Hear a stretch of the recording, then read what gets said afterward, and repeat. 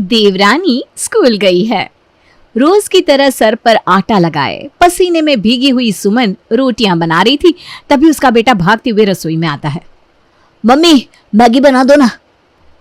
एक बेलन मारूंगी ना कि यही चपातियों की तरह दीवार से चिपक जाएगा।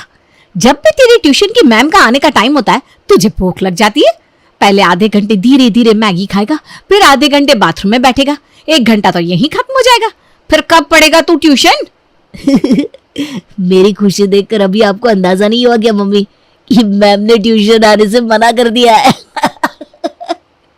ये सुनते ही एक हाथ में बेलन लिए ही सुमन दूसरे हाथ से सोनू को पकड़कर बाहर हॉल में ले आती है और सोनू की मैम को फोन लगाती है।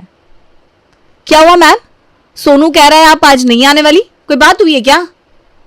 नहीं सुमन जी, वो क्या हुआ है कि अचानक से मेरी शादी फिक्स हो गई है तो मैं अब ट्यूशन नहीं पढ़ा पाऊंगी। अरे तो कोई आप दूसरी ट्यूशन टीचर भेज दीजिए ना इस नालायक के लिए। आप तो जानती है ये किसी के बस में नहीं आता। अच्छा, एक मैम है, प्रिया नाम है उनका, मैं उनको आपका नंबर भेजती हूँ। उनके पास टाइम हुआ तो वो आपको कॉल करेंगी। बेचारी सुमन टेंशन में वापस से रसोई में जाकर रोटियां बनाने लगती है। तभी उसका देवर निशांत घर आता है और अपने हाथ पैर पसार कर सोफे पर लेट जाता है। ओ मेरी प्यारी भाभी, क्या बना रही हो खाने में? मेरे सर का कोरमा, बोल खाएगा? मैंने तो कुछ बोला भी नहीं भाभी, क्या बात हो गई? सोनू ने बदमाशी की है क्या? क्यों सोनू, क्यों परेशान करती है अपने टीचर को? वो भाग जाएगी ना? भाग जाएगी नहीं, भाग गई। यूं तो कह रही थी कि उसकी शादी लग गई है, पर मुझे विश्वास है जरूर इसमें तेरा ही हाथ होगा। अरे बाहर जाकर क्यों नहीं पटाता लड़कियों को? घूम फिर कर तुझे सोनू की ट्यूशन टीचर ही दिखती है क्या? मार दी होगी आंख तूने। भले ये अपने बाप पर गया है बहू, पर ये किसी लड़की को देखकर आंख वाँख नहीं मारता। अरे भाई, आज तक तो इसके बाप ने मुझे देखकर आंख नहीं मारी, तो ये क्या किसी को आंख मारेगा? और वैसे भी ना ये टीचर बिल्कुल गवार थी। 1+1 2 बोलती थी। 1+1 तो 2 ही होता है ना माँ? अरे भाई 1+1 2 ही सिखाएगी तो ये 1 और 1 मिलकर 11 करना कैसे सीखेगा? यही फेर कर करके तो तेरे बड़े भाई ने 1 से 3 दुकानें कर ली और तू यहीं बैठा रह गया। फिर तो 1 और 1 3 सिखाना चाहिए था मैडम को। अरे कैसी मैडम ढूंढ कर लाती है बहू। अच्छा हुआ चली गई। सुमन तो ये सुनकर अपना सर ही पकड़ लेती है। हे भगवान, अब इस घर में एक ट्यूशन टीचर के साथ साथ एक बहू भी भेज दो। इतना टॉर्चर, इतना काम मुझसे बर्दाश्त नहीं होता। इन सब के बीच में टेंशन में मैं टकली हो जाऊंगी। वो सब तो ठीक है बहू, टकली होने से खाने का कोई संबंध नहीं है। खाना तो तू हाथ से बनाती है ना। तो ये था सुमन का परिवार, जहां अपने नटखट देवर और शैतान बेटे के पीछे सुमन का पूरा दिन निकल जाता था। बाकी जो रात बचती तो उसमें सांस खींचने के लिए एक सास तो थी।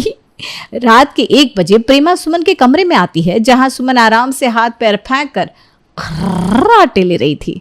अरे बहू सुनना, मेरा पेट साफ नहीं हो रहा, जरा दूध गर्म करके दे दे। रात के 1 बजे आपको पेट क्यों साफ करना है मम्मी जी? अभी अभी तो बिस्तर पर आकर पड़ी थी, आंख भी नहीं लगी कि आपने खुलवा दी। चलिए देती हूँ। बेचारी सुमन ना ही दिन में आराम कर पाती थी ना ही रात को। अगली सुबह सुमन को प्रिया का कॉल आता है और वो सोनू को ट्यूशन पढ़ाने के लिए राजी हो जाती है। अब रोज प्रिया सोनू को ट्यूशन पढ़ाने आती, पर अपनी भाभी के स्ट्रिक्ट इंस्ट्रक्शंस के कारण जब भी प्रिया घर आती निशांत अपने कमरे में ही रहता। मुझे समझ में नहीं आता, जब भी मैं आती हूँ ये लड़का कमरे में जाकर क्यों बैठ जाता है? कहते ना, हमारी नजरें उसे ही ढूंढती है जो हमसे छुपना चाह रहा हो। प्रिया थी तो खूबसूरत, आज तक उसे देखकर कभी किसी लड़के ने मुंह नहीं फेरा था, पर यहाँ प्रिया की नजर जब भी निशांत पर पड़ती तो निशांत आगे बढ़ जाता और यही चीज प्रिया का ध्यान खींच लेती है। वो सामने से जाकर निशांत से बात करना शुरू कर देती है। निशांत तो अंदर से बेकरार था ही और इसी में दोनों का अफेयर शुरू हो जाता है और 2 महीने बाद निशांत सभी के सामने इस बात को रख देता है। तो ये हो रहा था मेरे पीठ पीछे, तुझे कोई नहीं मिलती, ले देकर मेरे सोनू की ट्यूशन टीचर ही मिलती है। अरे बहू, तो कौन सा इस सब से तेरी ट्यूशन टीचर हाथ से चली गई? अब तो तेरी देवरानी अपने सोनू को फ्री में पढ़ा देगी, पैसे भी बचेंगे। ऊपर से दिन भर घर पर भी रहेंगे तो 1 घंटे का ट्यूशन का वक्त 24 घंटे में बदल जाएगा। जब चाहे डाउट पूछ लेगा सोनू। संडे को भी कोई ऑफ नहीं भाभी, सोचो बम्पर ऑफर, महा धमाका सेल। अरे तू ही तो भगवान से हाथ जोड़ जोड़ कर देवरानी की प्रार्थना करती थी। अब भगवान ने एक ही लड़की में ट्यूशन टीचर और देवरानी दे दी तो तुझे प्रॉब्लम हो रही है। थोड़े पंगे जरूर होते हैं पर शादी की डेट फाइनल हो जाती है। दुल्हन के जोड़े में फेरों पर बैठी प्रिया का ध्यान ना तो फेरों पर था ना ही निशांत पर, उसका ध्यान तो गेस्ट्स पर था। अरे सुष्मिता मैडम, अब आइए, आप खाना खाकर जाइएगा। और वैसे ये प्रिंसिपल सर नहीं दिख रहे हैं, कहाँ रह गए? पता नहीं प्रिया, मुझे तो अभी तक सर दिखे नहीं। आपने उन्हें बुलाया तो था ना? अरे बुलाया था मैम, बुलाया था।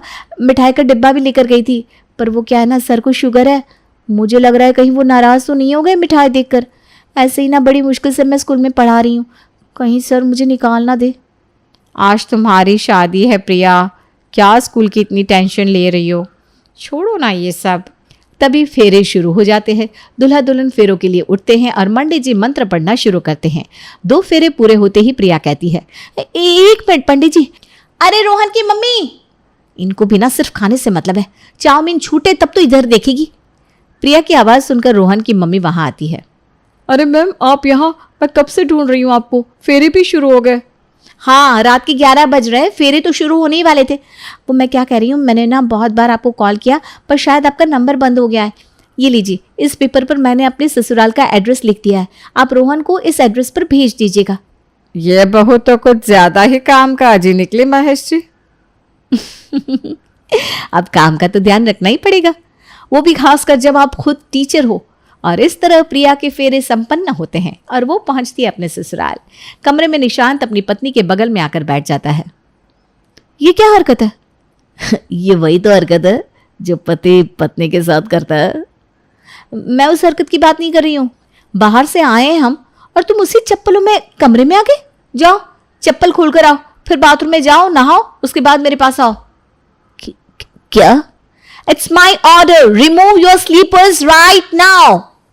बेचारा निशांत बाहर जाकर चप्पल उतार कर आता है और बाथरूम में जाकर ठंडे पानी का शावर लेकर कांपता हुआ बाहर जैसे ही अपनी बीवी के पास आता है तो देखता है कि प्रिया मैडम तो सो चुकी है। प्रिया, तुम सो गई प्रिया? और तुम भी सो जाओ क्योंकि रात हो चुकी है, सुबह 6 बजे उठना होता है मुझे। Early to bed early to rise makes a man healthy wealthy and wise. चलो कोई बात नहीं, ऐसे भी सुबह फ्लाइट है, उसके बाद हनीमून पर तो मैम मुझे सोने को कहेंगी नहीं। और 5 घंटे की फ्लाइट के बाद निशांत और प्रिया पहुंचते हैं बाली। थका हुआ निशांत सो रहा था कि प्रिया उसे उठा देती है। क्या हुआ Priya? What do you mean by क्या हुआ? सुबह के 6 बज रहे हैं, गेट अप, फ्रेश हो जाओ और मुझे 15 मिनट में ब्रेकफास्ट पर नीचे मिलो। अपने हनीमून की सुबह अपनी बीवी को ऐसा बर्ताव करता देखकर निशांत को जरा अजीब लगता है, पर वो सोचता है शायद उसकी बीवी उसे कोई सरप्राइज देने वाली है। पर ना जी ना, ऐसा कुछ भी नहीं होता। वो हड़बड़ाकर ब्रेकफास्ट पर नीचे पहुंचता है जहां उसकी टेबल पर होता है सैलेड। ये क्या है? सलाद? मैं ये सब नहीं खाता। This is good for health, तुम यही खाओगे, नहीं तो पनिशमेंट मिलेगी। Come on. अरे तो फिर दे दो ना पनिशमेंट। निशांत तो ये बात कहता ही है कि प्रिया उसे सच में पनिशमेंट देने दोपहर की धूप में ग्राउंड के 10 चक्कर लगवाती है। ये तो बस शुरुआत थी, आप सोच ही सकते हैं कि आगे क्या क्या हुआ होगा। और बात इतनी बढ़ जाती है कि 15 दिन की हनीमून ट्रिप पर गए प्रिया और निशांत 2 दिन के बाद ही वापस घर लौट आते हैं। उन्हें देखकर सभी हैरान रह जाते हैं। तुम लोग इतनी जल्दी कैसे आ गए? खुशखबरी होगी बेटा, ऐसे में बाहर देश में कहाँ रहता बेचारा, बहू को लेकर वो भी अकेला। उफ, आप तो अलग ही है मम्मी जी, एक दिन में आती है क्या गुड न्यूज। ए निशांत, बता क्या हुआ? क्या बताओ? अपनी देवरानी से पूछो भाभी। मुझे एक स्टूडेंट की तरह ट्रीट कर रही थी ये टीचर। मुझे तो समझ में ही नहीं आया कि मैं हनीमून पर गया हूं या स्कूल। ये कहकर गुस्से में निशांत अपने कमरे में चला जाता है। कन्वर्सेशन को बीच में छोड़कर चला गया। भाभी, ये कोई मैनर्स है क्या? आप ही बताओ। अरे तू उसे छोड़ बहू, अब तू आ गई है तो चल अपनी पहली रसोई की रस्म कर ले। सुमन प्रिया को सभी के पसंद नापसंद के बारे में बता देती है और इन सब का ध्यान रखते हुए प्रिया सभी के लिए नाश्ता बनाना शुरू करती है। शगुन की रसोई ही तो बनानी है, बहू कुछ ज्यादा ही देर नहीं लगा रही।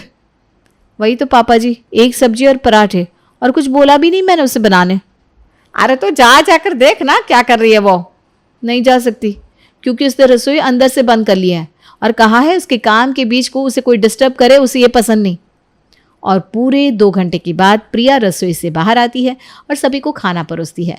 इतनी देर बाद नाश्ते को देखते ही सभी उस पर टूट पड़ते हैं, पर इसके पहले कि कोई एक निवाला भी खा पाता, प्रिया कहती है, ये टेबल के बेसिक मैनर्स है क्या?